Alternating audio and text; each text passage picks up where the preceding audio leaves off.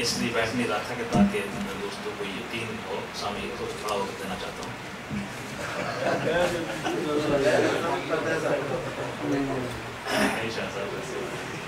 جو بیٹھ گیا وہ بیٹھ گیا.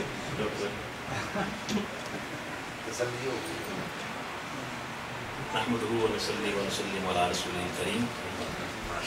اما بعد فاعوذ بالله من الشيطان الرجيم. بسم الله الرحمن الرحيم. الرحمن علم القرآن خلق الإنسان علمه البيان. سبحان الله. صدق الله مولانا العظيم.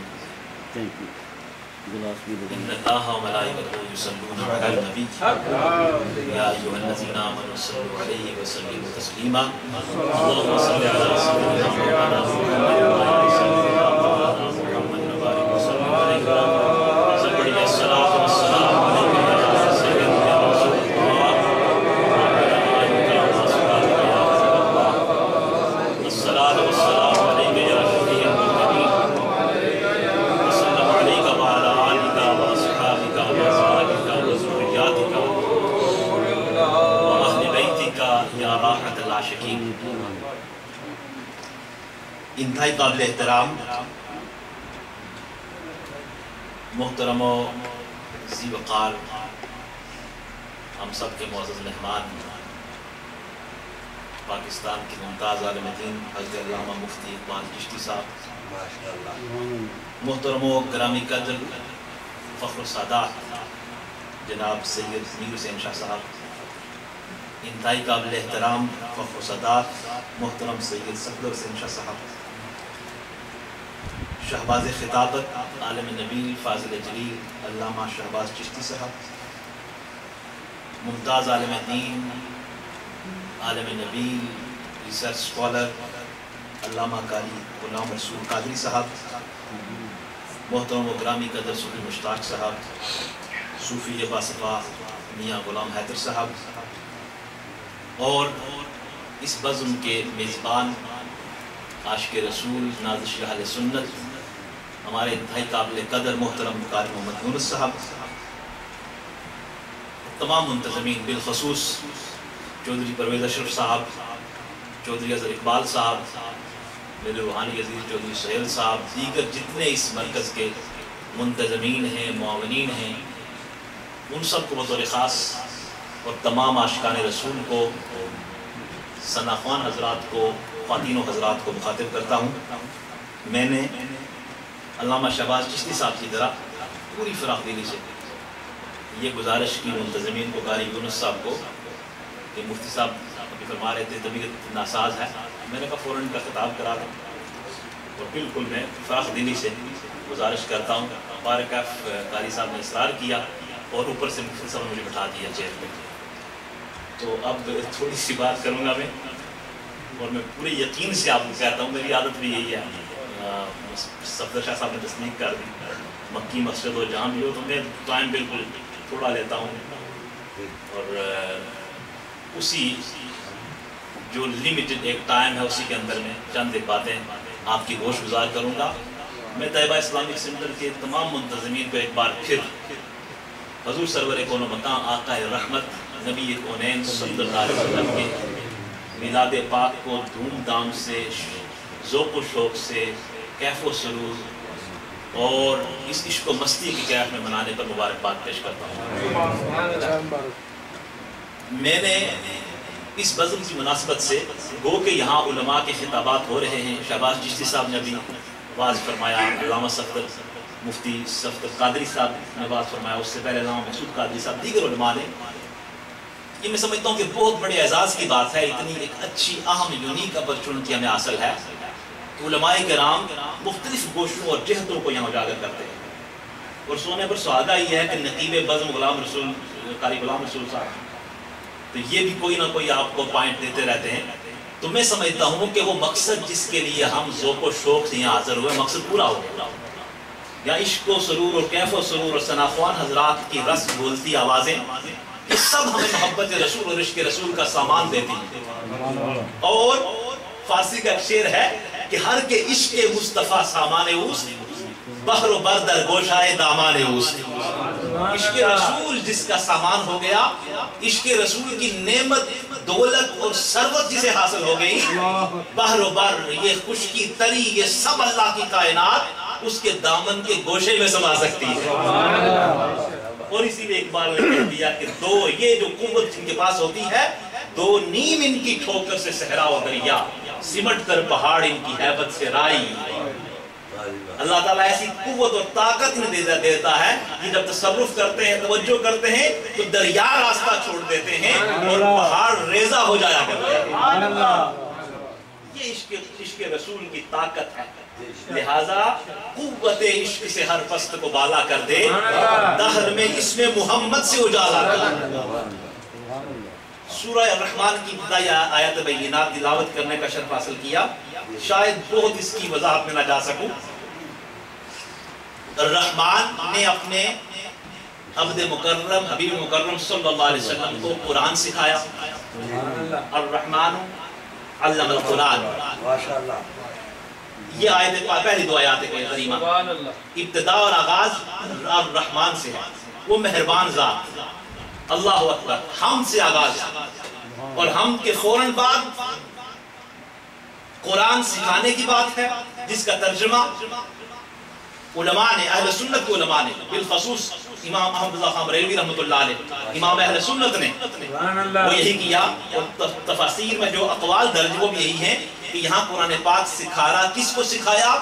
اپنے حبیب مکرم نبی پاک صلی اللہ علیہ وسلم کو۔ گویا اللہ کی حمد و شان کے متصل بعد نبی کریم صلی اللہ علیہ وسلم کی عظمت و شان کا بیان ہے، اور یہ اللہ سبحانہ و تعالیٰ کا اعلان ہے کہ پیارے، اور قرآن پاک کا اسلوب ہے کہ پیارے حبیب جہاں میرا ذکر ہوگا وہاں تیرا ذکر ہوگا۔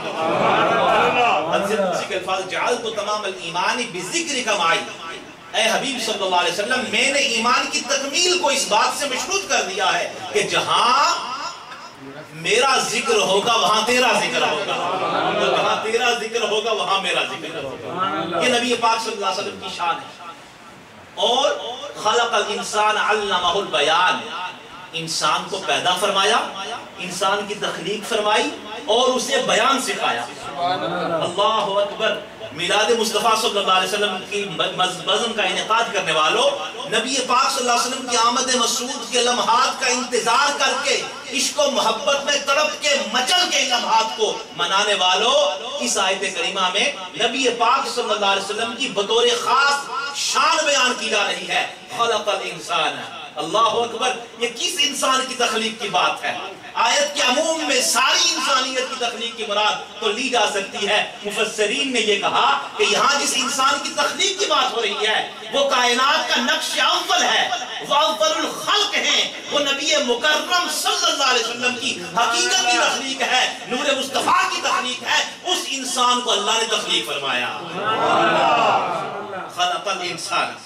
اور تفاسیر میں سے میں تفسیر خازن کا یہ قول نقل کرنا چاہتا ہوں، قیل المراد بالانسان محمد صلی اللہ علیہ وسلم علم البیان، یعنی بیان ما کان و ما یکون، کہ یہاں انسان سے مراد یہ ہے کہ نبی کریم صلی اللہ علیہ وسلم کی اللہ سبحانہ و تعالیٰ نے تخلیق فرمائی۔ یہ ہمارے پیارے آقا مولا صلی اللہ علیہ وسلم کی شان ہے کہ حضور اول الخلق ہیں، آقا اول بھی ہیں، آقا آخر بھی ہیں، تخلیق کے اعتبار سے اول ہیں اور بعثت کے اعتبار سے آخر ہیں۔ یہ سرکار کی شان ہے۔ حضرت جابر نے، یہ بڑی مشہور حدیث پاک ہے، آپ علماء سنتے ہیں، انہوں نے تمام کائنات کی تخلیق میں سب سے پہلے جس شے کو بنایا گیا اس کے بابت سوال کیا کہ یا رسول اللہ صلی اللہ علیہ وسلم سب سے پہلے اللہ سبحانہ وتعالیٰ نے کس چیز کو پیدا فرمایا؟ جواب ارشاد فرمایا یا جابر ان اللہ خلق قبل الاشیاء نور نبیک من نورہ، اے جابر اللہ سبحانہ وتعالیٰ نے تمام اشیاء کی تخلیق سے قبل تیرے نبی کے نور کو اپنے نور سے پیدا فرمایا۔ اللہ اکبر۔ آمد مصطفیٰ مرحبا مرحبا، قد جاءکم من اللہ نور و کتاب مبین، تحقیق تمہارے پاس اللہ کی طرف سے نور آیا اور روشن کتاب آئی۔ نور سے مراد نبی پاک صلی اللہ علیہ وسلم کی آمد ہے، سرکار کا ظہور اول ہے، حضور کا ظہور ثانی ہے، حضور کا ظہور ثالث ہے۔ پہلا ظہور کائنات کا نقشہ پر ہونے کے اعتبار سے کہ پہلی مخلوق میں سے سب سے پہلی ہستی حضور پاک صلی اللہ علیہ وسلم کی ذات گرامی ہے. حضور نبی پاک صلی اللہ علیہ وسلم کے عبد مکرم ہیں، بعد از خدا بزرگ توئی، قصہ مختصر. اور دوسرا ظہور مکہ معظمہ میں ہوتا ہے میلاد کی صورت میں. مولود مسعود تشریف لاتا ہے سیدہ طیبہ طاہرہ آمنہ رضی اللہ تعالیٰ عنہ کے گھر میں، حرم کعبہ کے بالکل آنگن میں. یہ کائنات کا سورج طلوع ہوتا ہے. اور تیسرا ظہور ہدایت ربانی کی تکمیل کا مرحلہ ہے، جہاں اعلان بعثت اعلان نبوت ہوتا ہے وہاں تکمیل ہو جاتی ہے. اور نبی پاک صلی اللہ علیہ وسلم کا ظہور ثالث ہوتا ہے، تیسرا ظہور ہوتا ہے. یہ حضور پاک صلی اللہ علیہ وسلم کی آمد مسعود اور کائنات کے اس سراج منیرہ جو اللہ کی ساری کائنات میں جو روشن سورج ہے اس کے طلوع ہونے کے 3 مطالعے اور یہ اس کا اظہار بتایا جا رہا ہے. یہ حضور پاک صلی اللہ علیہ وسلم کی شان ہے. اور تفسیر معلوم التنزیل میں یہ قول نقل کیا گیا خلق الانسان اے محمد علیہ السلام علم البیان یعنی بیانا ما کانا ما یکونو کہ انسان تخلیق فرمایا. اس سے مراد نبی پاک صلی اللہ علیہ وسلم کی ذات گرامی ہے. اور حدیث قدسی کے الفاظ قابل غور ہیں. اللہ سبحانہ وتعالی نے ارشاد فرمایا کنت کنزا مخفیا فاحببت ان اعرف فخلقت محمدا. میں ایک چھپا ہوا خزانہ تھا، میں نے پسند کیا کہ میں پہچانا جاؤں، لوگ میری معرفت حاصل کریں، معرفت کا نور حاصل کریں، معرفت کا سرور حاصل کریں، میری بارگاہ میں حاضر ہوں، میری بارگاہ میں قیام کرے، رکوع کرے، سجدہ کرے، ذکر و اذکار کرے، تسبیح و تحلیل کرے، توبہ استغفار کرے، میری بارگاہ میں لوگ آگے حاضر ہوں اور میری معرفت حاصل کریں. لہٰذا اس معرفت الہی کے نور کو عام کرنے کے لیے محمد عربی صلی اللہ علیہ وسلم کی تخلیق فرمائی گئی. مصطفیٰ جان رحمت پہ لاکھوں سلام، شم بزم ہدایت پہ لاکھوں سلام. تفسیر حسین نے بالکل اسی طرح کا بالکل قول نقل کیا اس تفسیر میں کہ آن علم علم البیان سے وہ علم مراد ہے.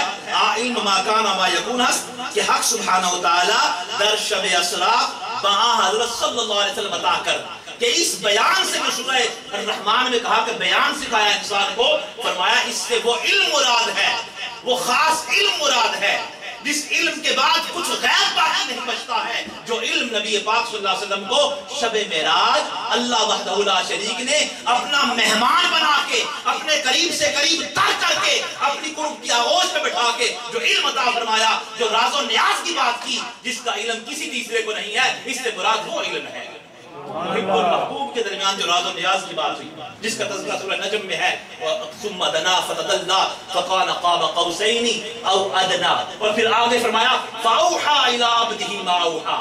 او ادنا کی آغوش قرت میں اللہ کا حبیب جب اللہ کے پاس مہمان بن کے جاتا ہے تو رب سبحان و قدوس اس پیارے حبیب سے باتیں کرتے ہیں، وحی فرماتے ہیں. کیا وحی فرمائی؟ ما اوحا، جو اللہ نے چاہا وحی فرمائی. کسی تیسرے کو کیا لگے کہ محب اور محبوب کے درمیان کیا بات ہوئی ہے، یہ محب حبیب کی بات ہے، یہ محب حبیب کی بات ہے. تو اس علم کے اندر علام البیان میں نبی پاک صلی اللہ علیہ وسلم کی شان کا دوستو یہ پہلو ہے.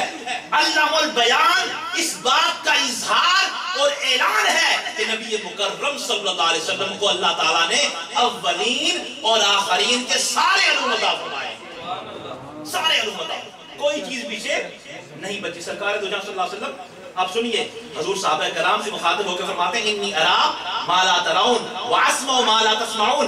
میں وہ دیکھ سکتا ہوں جو تم نہیں دیکھ سکتے، میں وہ سن سکتا ہوں جو تم نہیں سن سکتے. اللہ فرماتے ہیں دور و نزدیک سے سننے والے وہ کان لعل کرامت پہ لاکھوں سلام.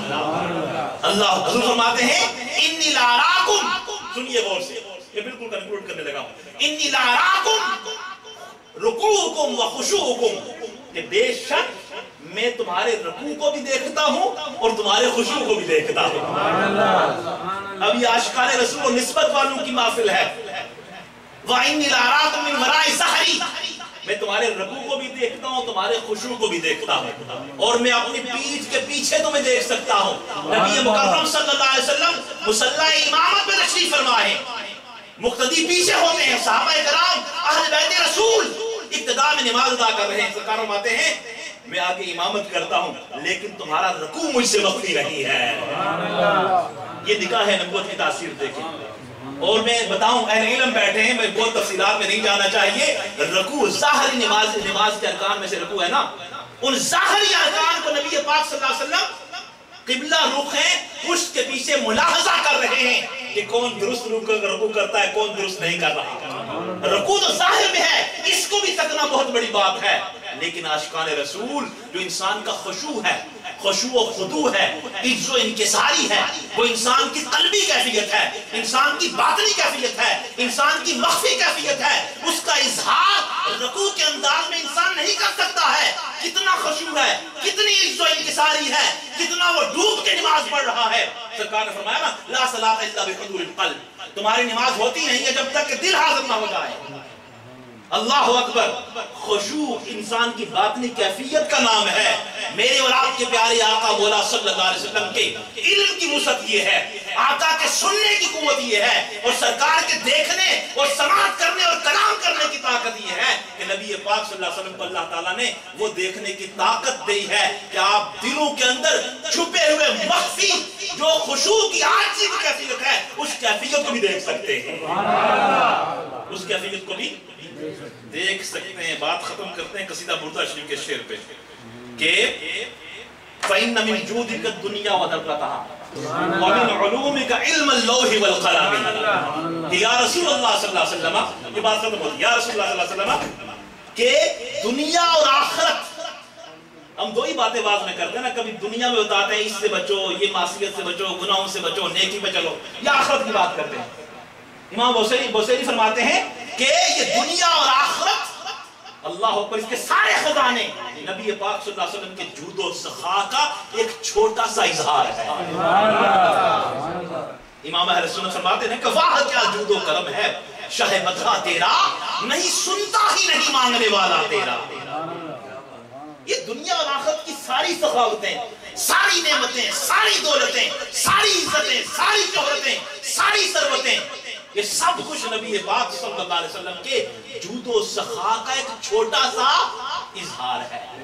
اور قلم توڑ دی امام بوصیری نے، وَمِنْ عُلُومِكَ عِلْمَ اللَّوْحِ وَالْقَلَمِ.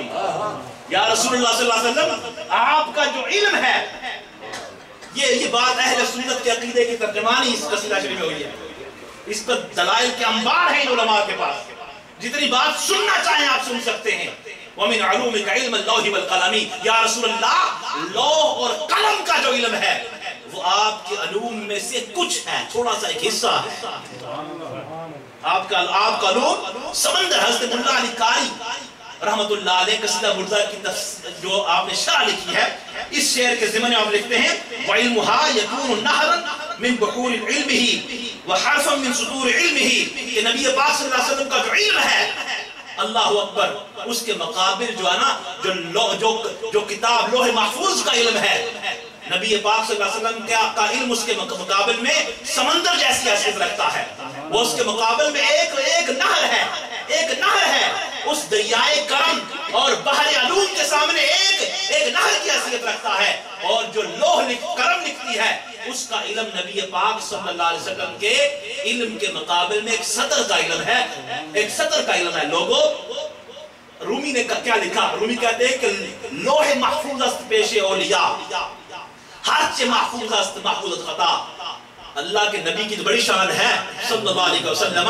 اللہ کے ولی کی شان یہ ہے کہ اللہ کے ولیوں کی نگاہ کے سامنے لوح محفوظ رہتا ہے. وہ لوح محفوظ کو دیکھتے ہیں اور وہاں پڑھ لیتے ہیں کہ کس کے معاملے میں کیا لکھا ہے. اللہ تعالیٰ پردے ہٹا کے یہ نعمت اپنے دوستوں کو، اپنے ولیوں کو عطا فرماتا ہے. اسی لیے ولیوں کو اطاعت مل جاتی ہے کہ اولیاء را ہست قدرت از الہ تیر جستہ باز گردانن زرا. اللہ کے ولیوں کو اللہ یہ طاقت دیتا ہے کہ وہ کمان سے نکلے ہوئے تیر کو واپس لا سکتے ہیں. جب اللہ کے دوستوں ولیوں کی، حضور کے غلاموں کی شان ہے، نبی پاک صلی اللہ علیہ وسلم کی عظمت، شان اور علم کی وسعت کیا ہوگی؟ ہم فقط حصول برکت کے لیے اس کا مبارک ذکر کر کے اپنے دل کو قرار دے سکتے ہیں. اللہ سبحانہ وتعالی ہم سب کو عمل کی توفیق عطا فرمائے.